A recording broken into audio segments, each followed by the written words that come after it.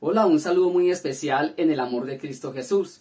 Les habla su hermano en la fe, Jorge Andrés Restrepo Alzate, el laico de la Iglesia Católica.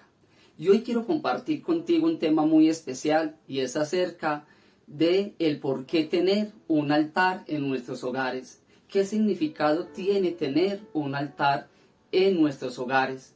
Estamos en un tiempo donde todo el contexto profético ha venido tomando mucha fuerza. Es quizás el tiempo donde muchas más personas han escuchado, han investigado los mensajes que vienen del cielo, los mensajes que nos dan nuestra Madre, la Santísima Virgen María, que nos dan nuestro Señor Jesucristo, mensajes que nos dan los santos, que nos dan San José, mensajes que vienen guiados por el Espíritu Santo, mensajes que nos regala San Miguel Arcángel. Y entre todos esos mensajes han habido peticiones de estar preparados para estos tiempos que estamos viviendo de gran batalla espiritual. Y en esa batalla espiritual se nos pide también estar preparados de diferentes maneras.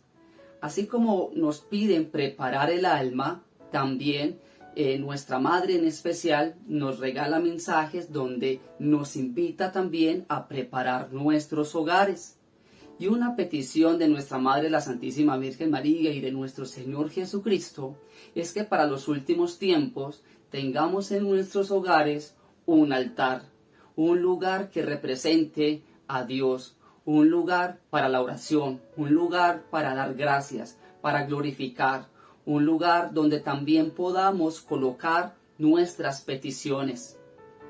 Si ven mi altar, en mi altar van a encontrar el corazón de Jesús, y bien sabemos que el corazón de Jesús es una imagen que nos regala una promesa muy hermosa, y para estos últimos tiempos en diferentes mensajes se nos dice que donde tengamos o donde esté el corazón de Jesús y se ame el corazón de Jesús, los saqueadores, los vándalos, los ladrones no entrarán a esos hogares o a esos lugares. Tengo a la Santísima Virgen María, a la Morenita, la tengo también en un paño traído de México. Tengo la Santísima Trinidad, tengo una cruz con una bendición muy especial de un sacerdote. Un matrimonio me regaló una imagen hecha por ellos mismos a Nuestra Señora de la Virgen de los Milagros. A mis espaldas, por ejemplo, tengo a la cruz de Dossulé, una cruz que en su frente es blanca, que en sus costados es azul celeste, una cruz que representa la segunda venida de nuestro Señor Jesucristo, y que el azul celeste representa la presencia de nuestra Madre, la Santísima Virgen María, al pie de la cruz. Y esta cruz tiene unas promesas muy bonitas, y es que donde se haga la oración y se tenga la cruz de Dossulé, pues esos hogares y esos lugares serán protegidos de terremotos, huracanes, incendios y de demás fenómenos naturales. Pero también al rezar la oración de la cruz de Dossulé hay una promesa de conversión y de misericordia por parte del Señor a quien rece con devoción la oración de la cruz de Dossulé. Así que en mi altar también vamos a encontrar, por ejemplo, el aceite de unción, donde todos los que hacen parte de mi familia vienen, se ungen. E incluso después de orar, mi niña de 4 años es quien nos unge a todos. Vamos a encontrar en el altar agua bendita, agua exorcizada, aceite exorcizado también. Vamos a encontrar en el altar sal exorcizada, y este es el lugar donde personalmente vengo, oro y busco mi intimidad con Dios. Este es el lugar donde vengo a suplicarle al Señor, donde vengo a darle gracias, donde vengo a alabarle, donde vengo a bendecirle. Los altares tienen un papel muy importante y un significado muy importante. En nuestro grupo de oración, en una ocasión, predicaba acerca de este tema, la importancia de tener en nuestros hogares un lugar para Dios. Y tocaba una cita bíblica que está en el segundo libro de los Reyes, en el capítulo 4, versículos del 8 al 37, que narra el testimonio que vivió la mujer sunamita con el profeta Eliseo. Es quizás un texto que muchos de ustedes en algún momento lo han escuchado, pero quiero compartirte también algo muy especial.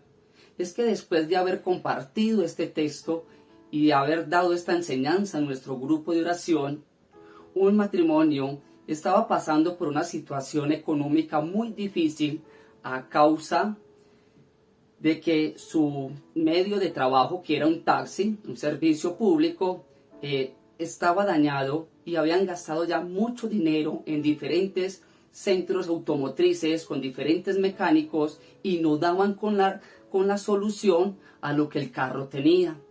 Y ya no tenían casi dinero para seguir haciéndole arreglos al carro e incluso para pagar la deuda del mismo carro.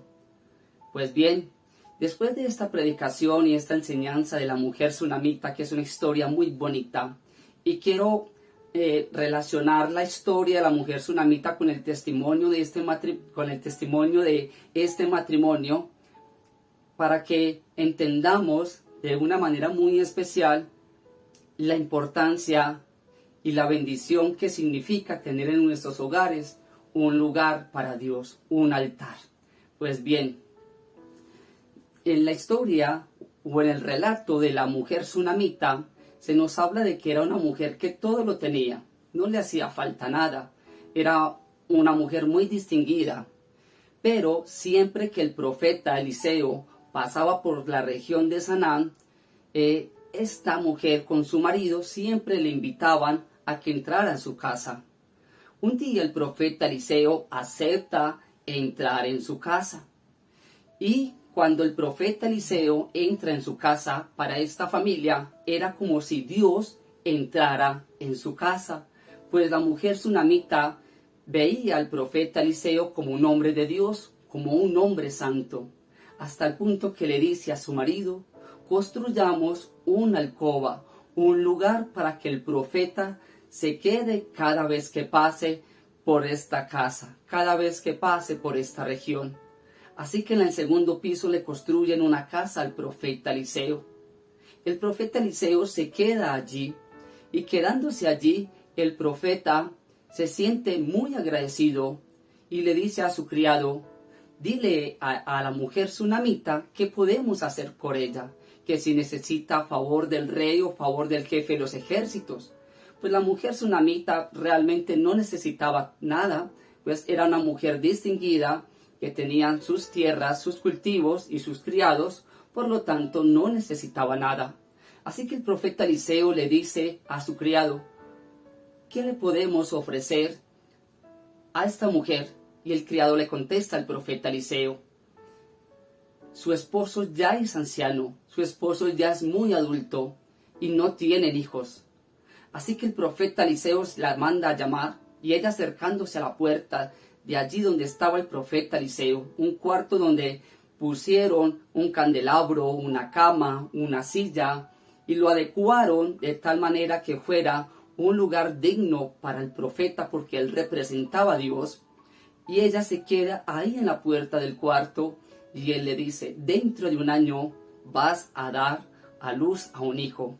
La mujer sunamita le dice: no juegues conmigo, no me engañes, no digas esas cosas, que no es posible. Y al año siguiente se cumple la profecía del profeta Eliseo, y la mujer sunamita tiene un niño. Quiero detenerme aquí en la historia de la mujer sunamita. Cuando tocaba este tema en el grupo de oración, hablando del por qué la importancia de tener un lugar para Dios, es porque cuando se hace un altar o se hace un santuario, es porque en ese lugar estamos representando y le estamos dando a Dios, a la Santísima Virgen María, a nuestro Señor Jesucristo, un espacio. En este caso, en nuestros hogares. Así que la mujer sunamita decide hacerle un lugar para que se quede el profeta, pero es un lugar donde ella sabe que está hospedando también a Dios. Esta familia, este matrimonio, después del grupo de oración donde tocábamos este tema, fueron para su casa. Hicieron un pequeño altar donde colocaron la imagen de la Virgen que ellos tenían, le colocaron flores, le colocaron también un velón y adecuaron un lugarcito donde ellos se refugiaban ya a orar. Y ellos allí empezaron a pedirle al Señor por muchas situaciones. Aquí la primera parte del matrimonio que decide hacerle, como la mujer sunamita, un lugar a Dios en sus casas. Viene la segunda parte, tanto para la historia del matrimonio y tanto para lo que nos relata el libro de los reyes de la mujer sunamita. Resulta que al cabo de unos años, ya el niño estando más grande, el niño se encontraba en el campo con su padre y los segadores. Y el niño de un momento a otro exclama que siente un fuerte dolor de cabeza. El padre llama a uno de los criados y pide que lleve a su hijo a donde está su madre. Su madre toma al niño, lo pone en sus rodillas, pero el niño muere. El niño muere. El niño que había sido una promesa de Dios por parte del profeta Eliseo, murió. Así que aquí viene la parte donde quiero, bajo la luz del Espíritu Santo, que entiendan lo que significa tener un altar en nuestros hogares. La mujer sunamita toma al niño sin decirle nada a nadie, lo lleva al cuarto que habían construido para el profeta Eliseo y lo acuesta en la cama donde reposaba el profeta Eliseo. Y aquí quiero detenerme un momento.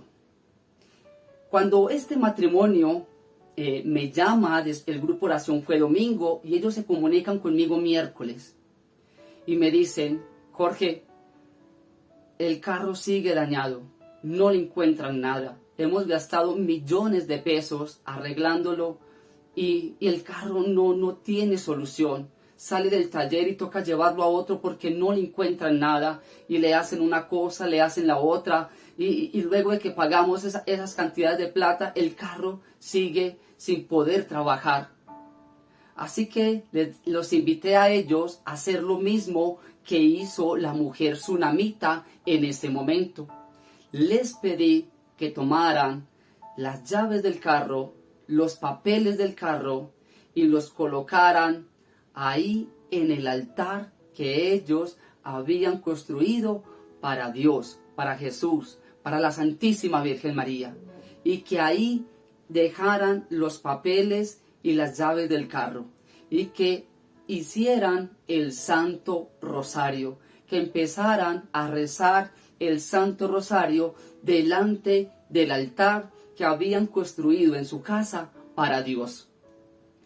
Hasta aquí va bien la historia entre el testimonio de este matrimonio con el testimonio de la mujer sunamita. Ahora voy a volver al testimonio de la mujer sunamita.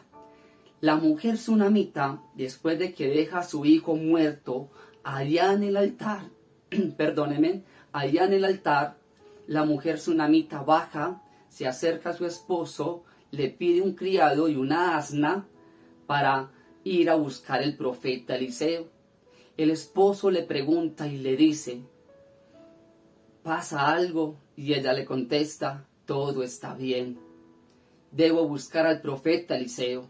El esposo pregunta esto porque no era un tiempo habitual para que el profeta pasara o para ir a visitar al profeta. Sin embargo, el esposo manda alistar el asna y permite que salga con su criado y le dice al criado que siga adelante sin hablar y sin decirle nada a nadie. Y sale en busca del profeta Eliseo al monte Carmelo.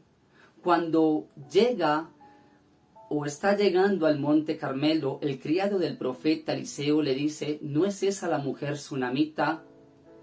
Y el profeta Eliseo le dice: ve a buscarla y dile qué le pasa. Cuando se acerca el criado a la mujer sunamita y le pregunta qué le pasa, ella le dice: necesito ver al profeta, todo está bien. Y cuando se acerca ya el profeta, cae de rodillas y se postra a sus pies y le dice, tú me dijiste que iba a tener un hijo, y mira, ya mi hijo está muerto. El profeta Eliseo se sorprende por esto porque no sabía lo que estaba pasando. Manda a su criado con el bastón y le dice que se vaya adelante y que cuando llegue a la casa entre a la alcoba y le ponga el bastón encima del niño. El criado hace exactamente lo que le pide el profeta Eliseo, pero cuando le pone el bastón, el niño no reacciona. Así que el profeta Eliseo va con la mujer sunamita, entra al cuarto donde está el niño muerto. El profeta Eliseo se acuesta sobre el niño y el niño empieza a entrar en calor. Luego el profeta Eliseo empieza a dar vueltas por todo el lugar y luego vuelve y se acuesta y pone su boca sobre la boca del niño, su nariz sobre la nariz del niño, sus ojos sobre los ojos del niño, las manos sobre las manos del niño. Y el niño, después de 7 estornudos, dice la palabra de Dios, vuelve a la vida. Y aquí viene la parte maravillosa que quiero que ustedes también vayan entendiendo de por qué tener un lugar para Dios en nuestras casas. Este matrimonio que colocó los papeles, las llaves del taxi, que empezaron a hacer el Santo Rosario allí pidiendo por su necesidad, así como lo hizo la mujer sunamita, fue y puso al niño muerto, fue y puso la necesidad allí en el altar, en el lugar de su casa que había destinado para Dios. Lo dejó allí, dejó su necesidad allí, dejó su plegaria allí y salió de allí confiando que Dios, por medio del profeta, iba a hacer un milagro. Pues bien, esta familia le entregaban al sábado en la mañana el carro. Y ellos lo que fue miércoles, jueves, viernes y el sábado muy temprano, siempre estuvieron haciendo el Santo Rosario delante del altar que habían construido en su casa y con los papeles y las llaves del carro en el altar. Luego, cuando madruga este hombre, este santo varón de esta familia, de este hogar, por su carro, sale del taller, pero a las 2 horas de estar transitando y trabajando en su taxi, el carro vuelve y se apaga. El carro deja de funcionar totalmente. Cuenta en su testimonio este hombre de que de un momento a otro se acercó un hombre, digámoslo así, un hombre mal vestido, sucio, un hombre que no olía muy bien, un hombre que reflejaba ser un habitante de calle. Le toca el vidrio y él piensa, ahora será que me va a atracar, me va a robar. Sin embargo, baja el vidrio y este hombre le dice, usted está varado y yo sé lo que le pasa a su taxi. Bájese, ábrame el capó, ábrame la tapa del motor y yo le diré qué es lo que le pasa a su taxi. Él se sintió un poco asombrado y sintió la necesidad de que debía hacerle caso. Se baja del taxi y este hombre que mostraba tener ignorancia, que mostraba ser un habitante de calle, que incluso dice que era un poco tosco al hablar, le dice que mirara una parte, una pieza del carro y le dice, ahí está el problema, más adelante hay un taller, te ayudo a empujarlo para que allí te lo arreglen. Él, no teniendo más alternativas, le hace caso y le dice que está de acuerdo y él lo ayuda a empujar hasta llegar al taller. Después de que termina de empujar, entra para sacar unas monedas y dárselas. Aquel hombre de calle ya no estaba. Aquel hombre ya no estaba. Y se quedó más sorprendido. Así que le dijo al mecánico, le dije, mira, es que tengo un problema en mi carro y un hombre me acaba de decir que el daño está en esta pieza. Y aquel mecánico le dice, mira, hay un problema. Y revisa el carro y le dice, precisamente sí hay un daño allí. pero hay un gran problema y es que esa pieza hay que comprarla con el juego entero y esa partecita que está dañada pues es muy difícil o no se consigue así. Y tiene un costo muy alto porque vale demasiada plata. Así que aquel mecánico le dijo, voy a llamar a un almacén de repuestos y voy a preguntar si tienen el juego completo.